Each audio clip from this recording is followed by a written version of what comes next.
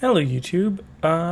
Not sure exactly how or why, but I guess my stream was cut short, like in the middle of me playing. I don't know exactly when it stopped, but hopefully it should be doing well now.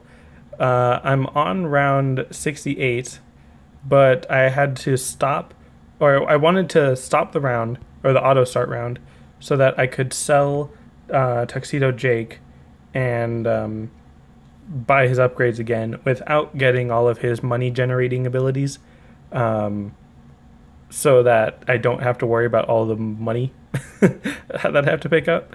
So I should be back. I don't. The stream quality on my computer looks terrible. I don't know if that's because it's streaming out at that terrible quality, or if it's because my computer is just receiving it at that terrible quality. Um, so I'm afraid to start going again, but I think I'm just gonna. And let me put Ice King like on this side, because that should, yeah, it should still be in his range. And let's get him winter weather so that he just has that amazing range. It's 720p for you? Well, that's better than what I'm seeing. It looks like 240 on my computer. But yeah. So let me just get the last, or actually, you know, yeah, I guess Princess Bubblegum. I was gonna say instead of her, maybe Flame King, but there's time to put Flame King in if I want to later. And let's do Regal Presence, so that everyone gets more range. You get more range. Dang, that is such crazy range. You get more range, which is surprisingly less range. But but yeah. So let me go to auto start, and let's hope it's a decent enough quality for you guys to be able to watch it. How is her range so big? Princess Bubblegum, I gave her like all range trinkets, and her gun gives her extra range. Plus, her range is getting boosted by Tuxedo Jake and possibly by regular Jake. So she has a lot of things buffing her range. Plus, she herself is buffing her range, I guess. So yeah, her range is quite buffed, obviously. And then there's Frost King or Ice King, who just completely dwarfs everyone else's range. I mean, maybe not dwarfs hers, but I mean, obviously, oh wow, that's Finn's range? I didn't even realize he could get that great a range. He's a melee character. How does he have that great of range? And Jake too, of course, which I probably saw earlier, I just wasn't paying attention. Max is pretty decent range. Flame Princess isn't quite as large, or at least not as impressive, I guess. But anyways, yeah. So Jake, Tuxedo Jake, and Princess Bubblegum, I think, are all increasing everyone else's range, which is pretty cool. And then that's why Arctic King, Ice King, has such a huge range. It's crazy. But I still want to upgrade Princess Bubblegum to get Bloon Science. And I could do the Jelly Beans have power, but I mean, honestly, everyone else is doing so much damage that don't really feel like it. And yeah, I guess Flame King can get in here. He's probably the only ally that I'm going to use. Swords can't reach that far. I know, right? It's crazy. I mean, when you look at it, I guess, yeah, I guess he does. Oh, wait, no, that's Jake. But still, I guess he is still attacking them. And look at all that damage he's done. What is that, like 200 million? Is there a bad? Yes, on round 75, there is a bad. So let's get Flame King, who also has fantastic range. I kind of want to put him near Flame Princess, just because I feel like he is supposed to have an ability that is boosted by her or something. I don't know. Might as well get Heat Sense just for the fun of it.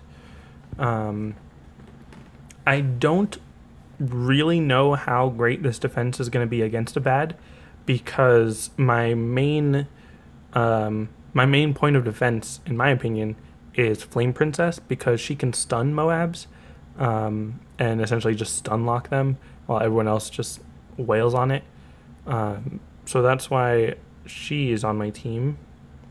And just gonna make sure that I've upgraded everyone to their fullest capacity outside of activated abilities, even if I really didn't need to. And obviously, even though I say that, I'm still picking and choosing certain upgrades that I don't want to upgrade. Get more towers. Yeah, I could, I guess. But I mean, I don't have that much more money. So there's not a lot. Well, I guess I could use a Super Monkey Fanboy. Place him right about here. And make him attack faster. And I could probably get another one, maybe, by around 75. Not sure. But, so Finn, I just remembered that he also is really powerful because his sword has a chance to just annihilate balloons and blimps entirely. I'm assuming the bad is immune to such effects, but as soon as it breaks down into ZOMGs and DDTs, then I'm sure it'll be able to. I'm sure it'll be able to take those down. Now, thankfully, because this is such an easy map, the bad is going to have to go all the way around that first circle and then go down to that second circle and go around it and then just take its time and go across the edges. So I should have plenty of time to take down this bad. It moves very slowly and it already looks pretty damaged. So I'm pretty sure any DDTs and ZOMGs that pop out of this are going to get wasted in no time. Really, there's not much else for me to do. And what's really cool is that Finn, I believe, also has an item that increases or gives you 2 extra cash per pop, which apparently also happens when you just attack a blimp. It doesn't have to be when you pop a blimp. So just attacking a blimp gives you extra cash, which is pretty awesome. And huzzah! I beat that thing without it even going around that circle once. So, huzzah, I'm awesome. And that, as far as I can tell, is the most difficult difficulty. Obviously, like I was saying earlier, it is a very easy map. So that is part of why I was able to win so easily. And yes, Flame King is essentially just a fire ice tower. Which sounds funny, but it's basically what he is. So yeah, that's Impoppable. And because I also beat that first track on Impoppable, which these are the only 2 I've ever done on Impoppable, I now get the Adventure Chest, which is all shiny and stuff. And this is, of course, where the game takes a frame rate dive. But, you know, that's fine, I guess. And get coins and gems and fanfiction and shards and an epic orb and a power. Yay! I'm gonna use like 2 of those, 2 or 3. That's true. I did get a lot of shards that I can use to get another epic tower or epic wish orb. I mean, did I say tower earlier? I meant wish orb. Fire tower should be a tower in BTD6. Well, there's already a Gwendolyn, the flamethrower, and poison tower. That's essentially a glue gunner. So while I agree those would be interesting, they're basically already in the game. So let's look at the loot and see if I already have it. Ooh, I do not have any of these. Bloons Bane, speed 20%, damage +1, that's very useful. BMO gives me extra money. I was really looking forward to using BMO's abilities. Any life-giving effect from the equipped character gives 50% more lives. I'm honestly, even though that's the most rare, I am the least interested in getting that one because generally whenever I get lives, like from Tuxedo Jake and all that, it's not really that important because I don't lose lives that often, as you can see. BMO getting more money is nice and would be a nice alternative to Tuxedo Jake because you can just pick it up from his upgrade menu. But I didn't really need as much firepower as I had. You hate glue and ice? Yeah, they're a bit iffy at times. But Bloons Bane, I actually don't remember how good the wands are that Ice King and them have. So I'm gonna go with BMO And you know what? I really don't do this often, but because I have... Oh, and it's only usable by Sam. Well, now that I know it's only usable by Sam. In that case, no, because I don't actually use Sam that often. Like, very much. She's cool, but I don't really use her, so never mind. I'm not going to get that if she's the only one that can use it. If, like, Flame Princess was able to use it and it was a better wand than the one she already has, then yeah. But let's look at this epic loot. What is it? Ooh, King of Ooh, Dragon Eyes, and another Goo Goo Mama Meter. That would be interesting, but I'm not going to do it. Dragon Eyes, equipped character, gains Camo Detect, and does +2 damage to Camo Bloons. That's actually not that great, in my opinion, because I already have Tuxedo Jake, and he already gives everyone Camo Detection. So, King of Ooh, the Charismatic King, is lending his bow to the fight. He can make a quick buck doing anything, and popping Bloons is no different.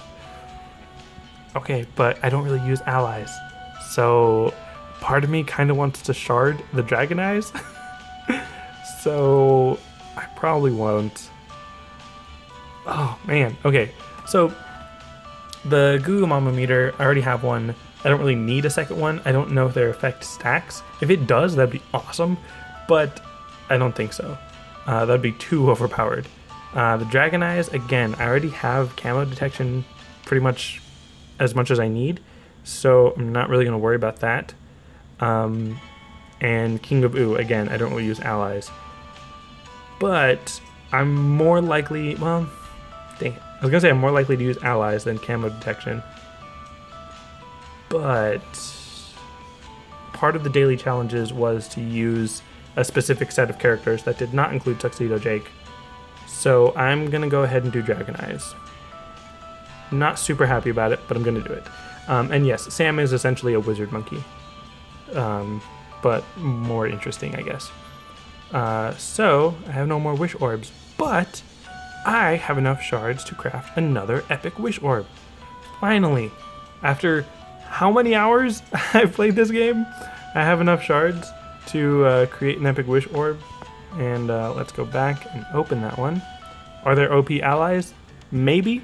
But not really, in my opinion.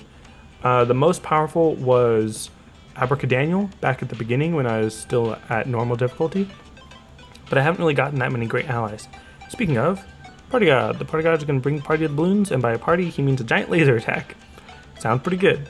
Dr. Monkey, Super Monkey Genius, Super Monkey's Genius Mentor, who has brewed up some special mixtures to help against the Bloons. He throws balls of chemicals onto the track that weaken Bloons that touch them. Not really something I'm super interested in. Blows back Bloons that come near, plus grants an extra plus blah, blah, blah. All 3 wizard powers are equipped. Interesting. What are the wizard powers? Is that like Sam's powers or something?